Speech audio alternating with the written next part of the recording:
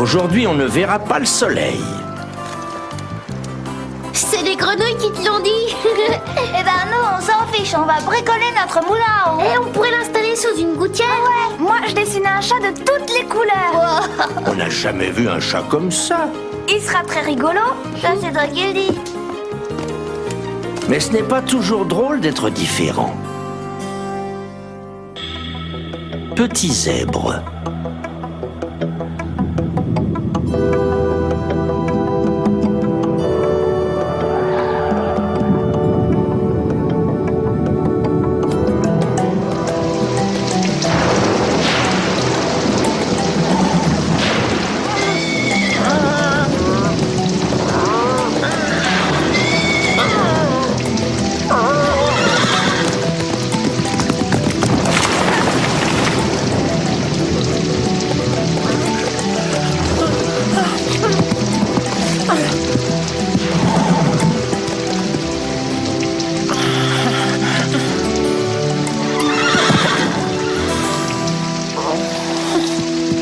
Un petit zèbre se promène tout seul, très loin, là-bas dans la savane africaine. Ce petit zèbre est malheureux parce qu'il n'est pas comme les autres.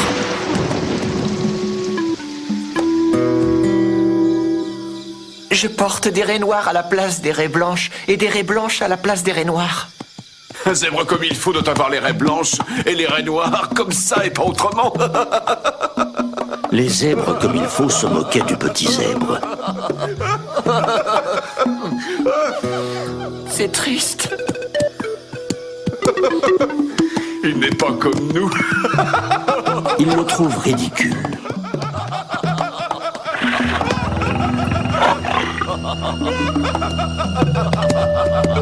Il porte ses raies à l'envers.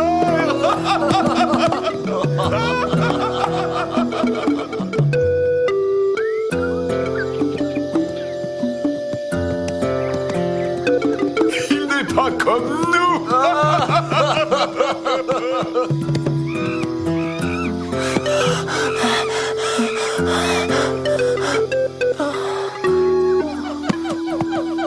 Les autres animaux sont bien étonnés. Pourquoi es-tu si triste, petit zèbre? Les autres se moquent de moi parce que je porte les raies à l'envers. Moi, je trouve ça très élégant comme ça. Moi aussi, je le trouve très chic.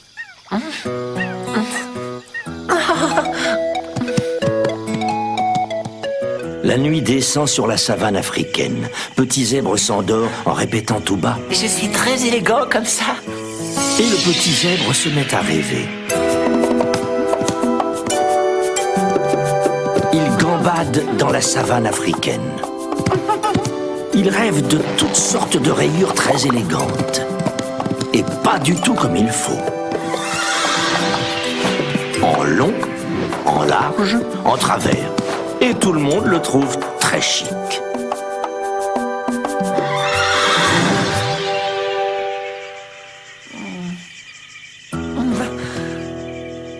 Mais au matin, les zèbres, comme il faut, se moquent encore de lui.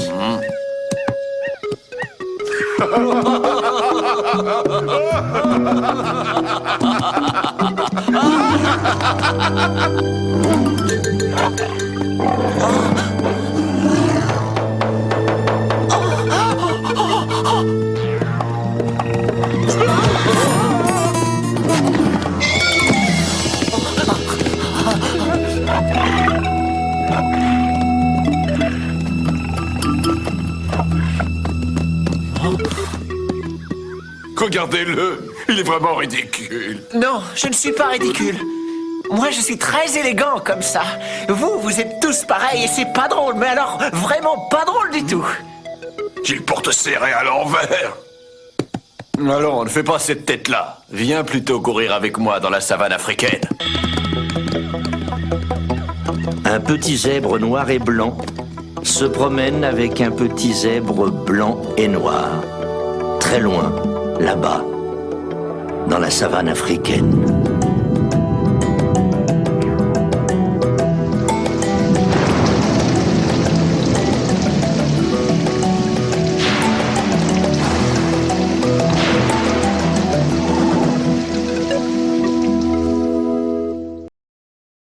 Il monde toutes sortes d'animaux. Il y en a qui vivent ensemble. Et il y en a qui vivent tout seuls. En solitaire. Il y en a aussi qui se dévorent. C'est la loi de la nature. Connaissez-vous l'histoire du petit singe tout seul dans la jungle? Une histoire de singe. Dans les grands arbres de la jungle habite toute la famille des singes. Père, mère, frère, sœur, oncle, tante, cousin, cousine et petit singe. Il est si petit que personne ne fait attention à lui. Pas très loin, il y a le fleuve calme et lent. Petit singe a bien envie d'y aller. Il descend de son arbre. En 3 bonds, il est près du fleuve. Il grimpe tout en haut d'un cocotier pour saisir une belle noix de coco. Comme elle est grosse et lourde, et comme l'arbre penche au-dessus de l'eau,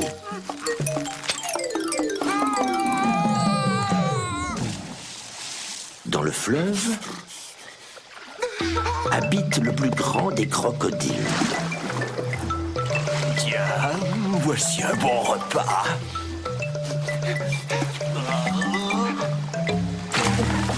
Non, monsieur le crocodile, vous vous trompez. C'est seulement un tout petit repas. Je suis si maigre que mes os vous piqueraient la gorge.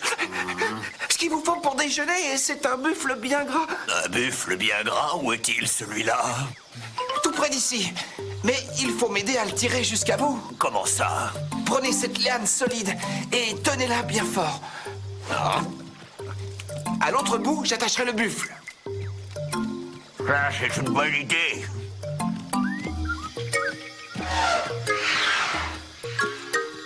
Qu'est-il arrivé, petit singe? Tu es tout mouillé, tu trembles. Le crocodile voulait me manger. Alors je l'ai attrapé avec cette liane. Attraper un crocodile? Toi, un tout petit singe de rien du tout? Ah, s'il te plaît, l'éléphant, tire sur cette liane. À l'autre bout, il y a le plus grand des crocodiles.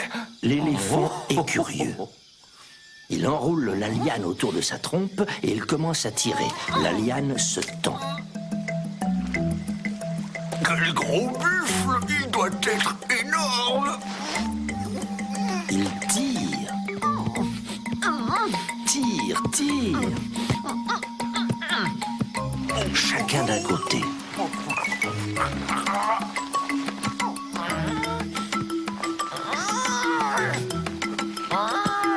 Qui sera le plus fort?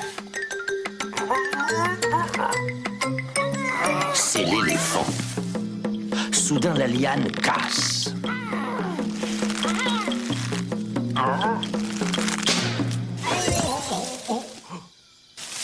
Petit singe, tu m'as fait une farce. La prochaine fois, je te mangerai. C'était bien un vrai crocodile. Maintenant, viens, je vais te ramener chez ta maman.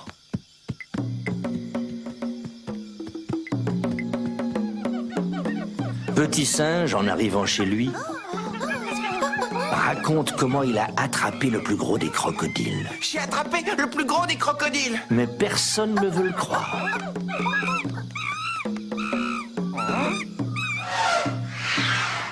Je l'ai vu, moi, c'est vrai. Alors, toute la famille et aussi les amis se mettent à rire de plus en plus fort. Ils font une fête pour le plus petit des singes. Ils vont chercher des noix de coco et des bananes qu'ils mangent tous ensemble. Quel festin! Même l'éléphant en a sa part. Il est très tard quand Petit Singe va se coucher.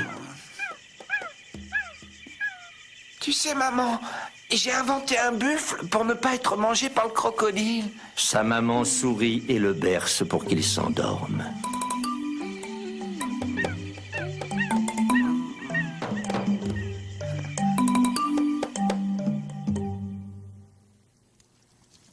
Je vais dessiner la jungle tropicale avec des arbres géants.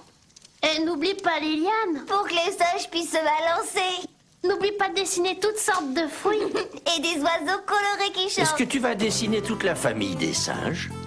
Bien sûr, et ils vont faire la fête.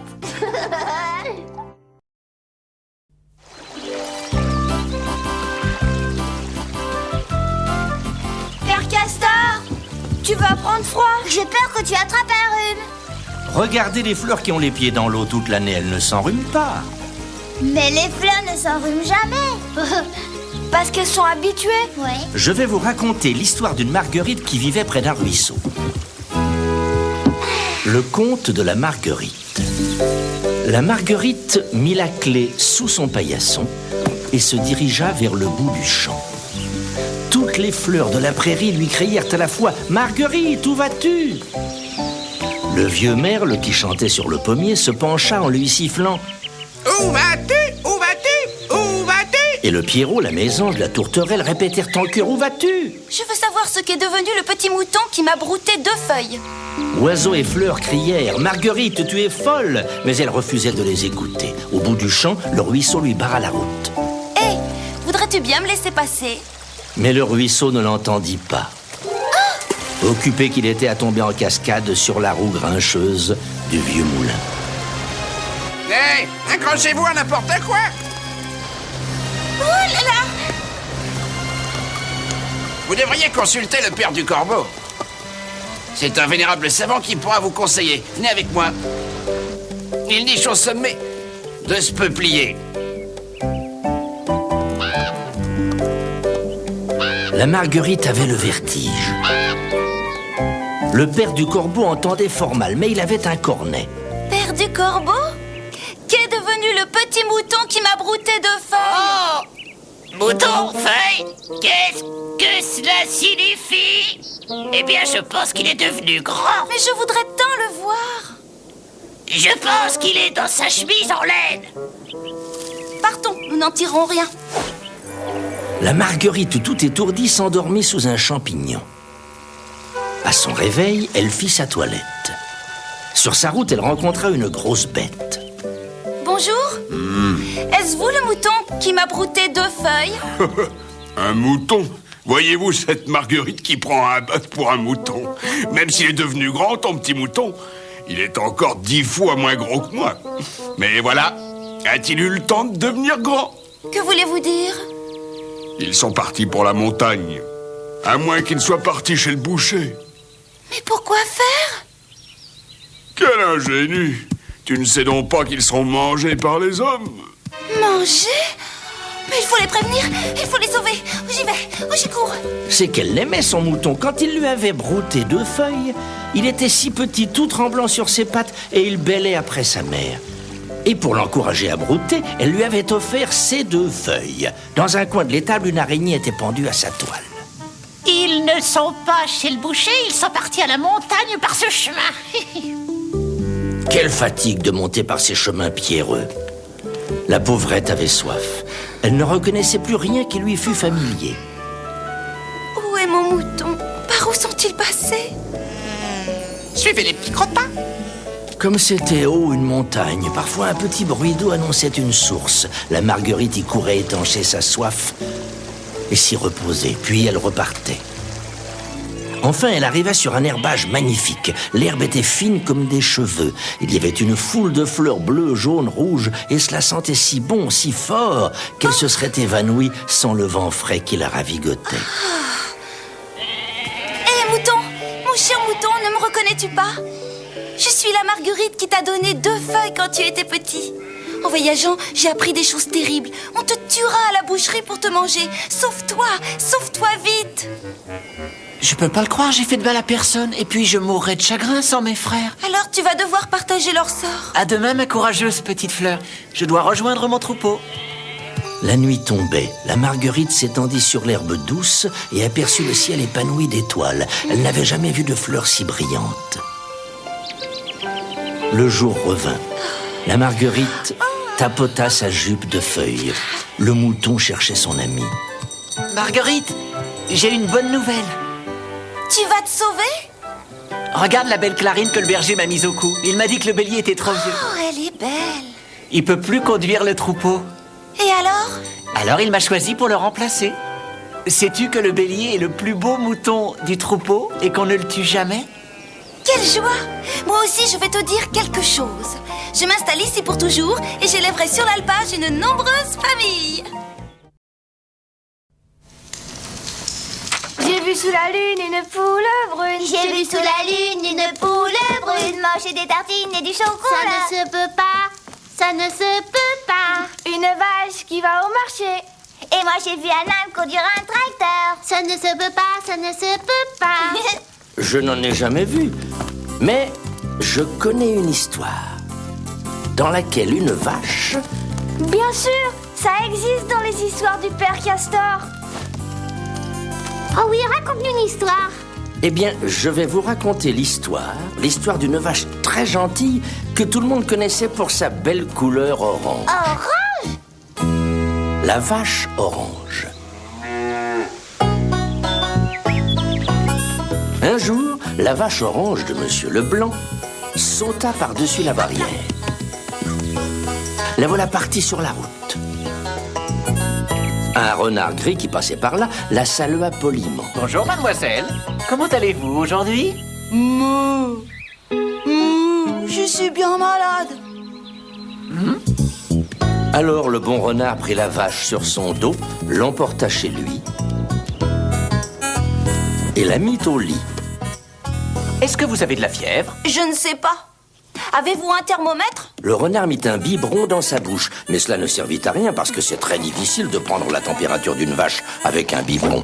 Le renard tâta le nez de la vache. Quand un chien a le nez chaud, c'est qu'il est malade. La vache avait le nez rouge et brûlant. Oh, non, non, les vaches ne doivent pas avoir le nez aussi chaud que ça. Montrez-moi votre langue. Oh là là, elle est toute verte. Vous avez certainement mangé beaucoup trop d'herbes. Je vais vous soigner.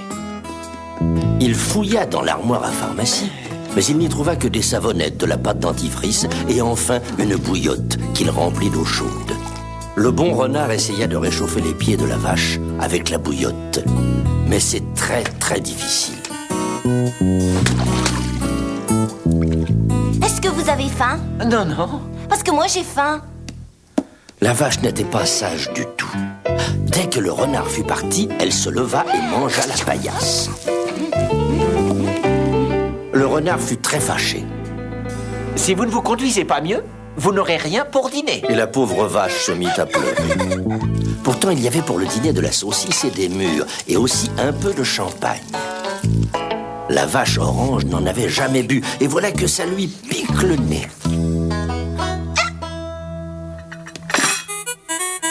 Dormez bien maintenant. Et il l'embrassa sur les deux joues. Bonne nuit à vous aussi.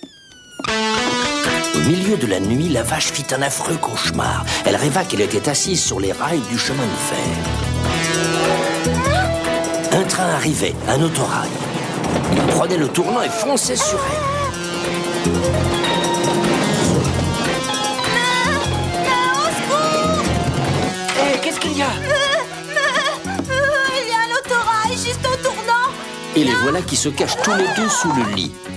Vous imaginez la peine que connut le renard pour décider la vache à se coucher. Il fallut allumer une bougie et la placer près de son lit pour qu'elle n'ait plus peur.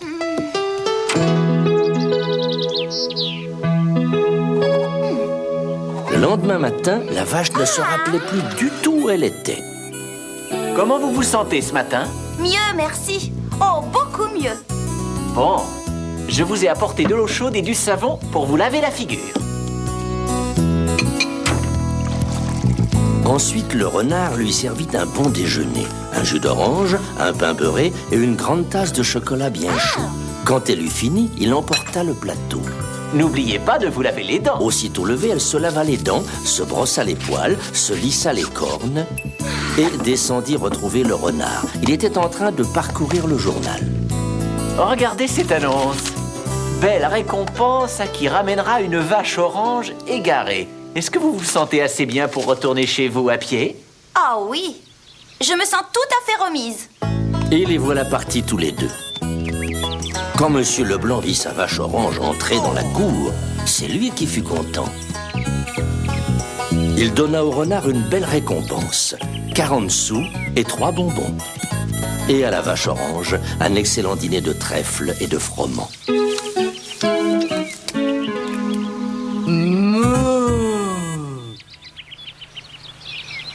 Quand je serai grande, j'aurai une ferme. Avec des poules, des poussins et des canards. Et des dromadaires. Il y a des insectes dans l'eau. Si vous raclez le fond du ruisseau avec une épuisette, vous ramènerez de la vase, mais aussi quantité de petites bestioles. Qui se font manger par les poissons? Et qui se cachent dans les herbes pour leur échapper. Ce sont des insectes. Ce sont surtout des larves d'insectes qui grandissent dans l'eau et qui deviennent plus tard des mouches, des moustiques, des éphémères. Qui sont mangés par les oiseaux. J'ai vu aussi une libellule qui attrapait une mouche. C'est bien observé. Et comment grandit une libellule? J'ai jamais vu de bébé libellule. Demoiselle libellule. Légère, la grande libellule vole au-dessus du ruisseau. Elle frôle la surface de l'eau, s'élance vers le ciel et brusquement pique vers les roseaux qui bordent l'étang. Dans l'air tiède, qui sent le foin, elle poursuit les insectes qui volettent sous les saules et les joncs. Libre, elle sillonne le ciel d'été. Puis un beau jour, un fiancé arrive. De la pince fine qui termine son corps, ce prudent fiancé lui fait un collier. Et c'est le départ pour le voyage de noces. Les deux libellules volent comme un seul insecte emporté par 4 paires d'ailes. À nouveau seule, la libellule cherche où pondre ses œufs. Elle choisit une belle tige de jonc. Presque au ras de l'eau, la libellule perce l'enveloppe de jonc et y fait glisser un petit œuf. Elle recommence un peu plus haut et dépose 10, 20, une centaine d'œufs. Alors, plus légère qu'un souffle, elle reprend son vol. Et quand la brise d'automne courbe les roseaux, la grande libellule frissonne. Vient le froid, déjà, et vient la mort. Mais bien d'autres petites vies se sont éveillées dans les œufs balancés par les joncs. Après quelques semaines, une larve de libellule sort de chaque œuf et se laisse couler au fond de l'eau. Ni grand air ni soleil pour les larves, rien que l'eau et l'ombre et la vase des fonds. Les pauvres bestioles sans ailes se traînent lentement entre les cailloux. De tous côtés, elles sont entourées d'ennemis. Un poisson passe et vite les larves filent et se cachent dans les plantes d'eau. Mais il faut encore autre chose à ces larves gloutonnes. La larve grossit, mais l'étui rigide de sa peau ne grandit pas. Elle y est de plus en plus à l'étroit. Alors sa peau trop tendue se fend dans le dos. Adroitement, la larve sort de sa vieille enveloppe toute nue, mais avec une peau entièrement neuve et encore molle, dans laquelle elle s'épanouit à son aise. C'est la mue, et c'est ainsi qu'elle grandit. Dans l'eau glacée des mois d'hiver, dans l'eau plus douce des jours d'été, leur longue enfance continue. Quand donc sortiront-elles du ruisseau? Elles n'ont pas fini leurs dangereuses aventures de chasseurs traqués au fond de l'eau. Au-dessus de leur monde d'ombre et de vases, plusieurs fois déjà les saules ont perdu et retrouvé leurs feuilles. Peu à peu, les larves se transforment. Dans ces étuis cornés qu'elles portent sur le dos, un mystérieux travail s'accomplit. Après chaque mue, les étuis sont un peu plus grands et les ailes un peu plus près de leur forme parfaite. Vient le temps où la larve doit quitter son ruisseau. Alors, à l'aube d'un jour de juin, elle grimpe le long d'un roseau et ne s'arrête qu'en haut de la tige. Ses griffes plantées profondément dans l'écorce, elle attend, immobile. Les heures passent, la peau durcit, se dessèche. À vrai dire, ce n'est plus une larve qui est fixée au roseau. Sous cette carapace couleur boue, une magnifique libellule est prisonnière. Elle rassemble toutes ses forces pour s'arracher à cette enveloppe où elle étouffe. La vieille robe de peau s'est fendue en arrière de la tête. Un dos bombé commence à sortir par l'ouverture. La déchirure s'agrandit. Sans trop de peine, la tête et l'avant du corps se dégagent. Aux pattes maintenant. Il faut tirer en arrière, plus fort. 1 paire, 2 paires, 3 paires de pattes.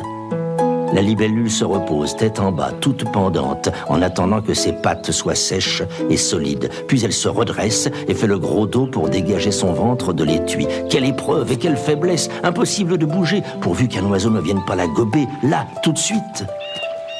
Le chef-d'œuvre s'achève lentement, à mesure qu'au soleil se déplient les ailes merveilleuses.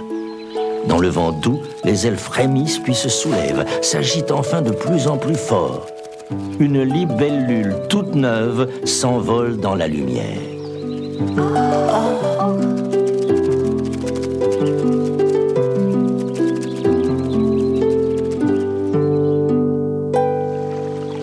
Et vous n'avez toujours rien pêché. Heureusement, j'ai autre chose pour le dîner, de la soupe aux feuilles d'oseille.